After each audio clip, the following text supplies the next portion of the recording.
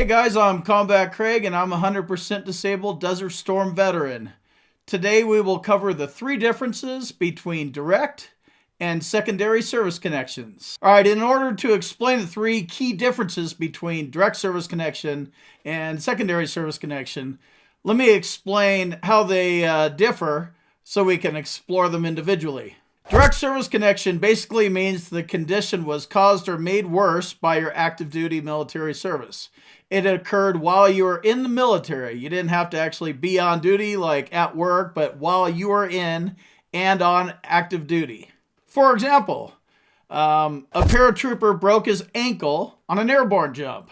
During the veteran's remaining time in service, it continued to give him problems until he separated. After leaving the military, that same ankle became arthritic.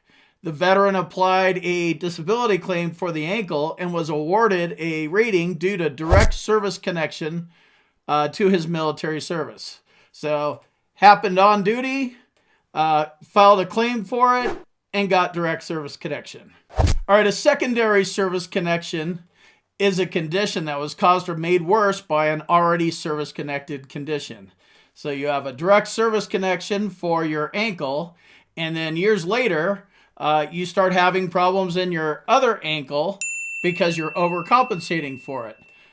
Now you can go ahead and file a new claim for your right ankle secondary to your left ankle. This is known as a secondary service connection. All right, so the first key difference between a direct and a second service connection is that direct means that it had to happen on active duty while the secondary does not.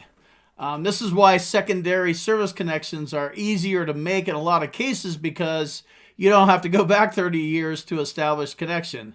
You need to use your current diagnosis and your symptoms, and you connect them to something that is already service connected. So you could do all this right now. You don't have to go back decades to make the connection happen like you do in a direct service connection. So that's the first key difference.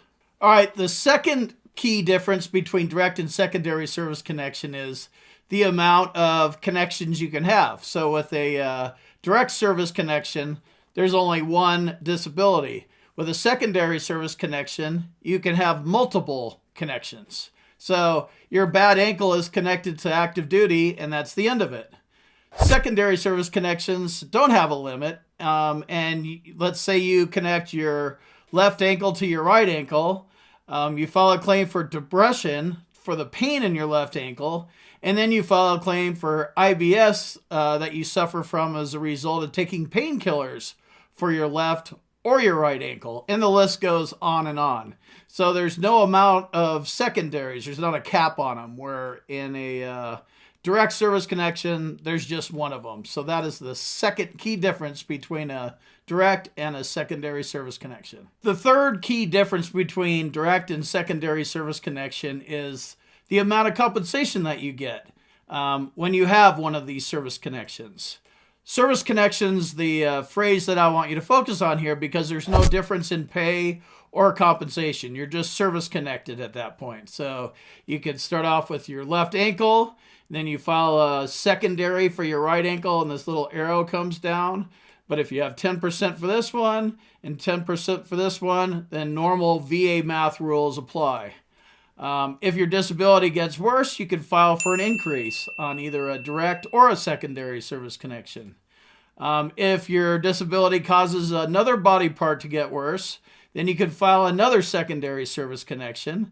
And if your claim is approved, then it's also going to be just service connected and calculated, and it goes on and on and on.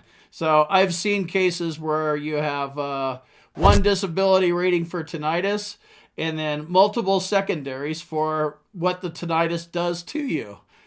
Mental health is a typical one. Sleep apnea is another one. Migraines, these things all connect as secondary connections to your initial direct service connection to tinnitus. So I hope I didn't make that too complicated for you. When it comes to both direct and secondary service connection, the burden of proof from the legal standpoint is the same. You need a current diagnosis and you need symptoms, and you need an independent medical opinion that lays out the severity of your symptoms to get you properly rated. Let me jump in here real quick and tell you about my boot camp. If you want to learn more about the VA claims process, check out my boot camp. You can talk to me live. There's a link on the website and in the description, combatcraig.com. And also, if you need medical evidence like a nexus or documenting your symptoms properly, go to our website, combatcraig.com, and it says medteam/nexus letters. Click on that link, fill out the form, boom, you're done. Let me jump in here real quick and tell you about my boot camp. If you want to learn more about the VA claims process, check out my boot camp. You can talk to me live. There's a link on the website and in the description, combatcraig.com. And also, if you need medical evidence like a nexus or documenting your symptoms properly, go to our website, combatcraig.com, and it says medteam/nexus letters. Click on that link, fill out the form, boom, you're done.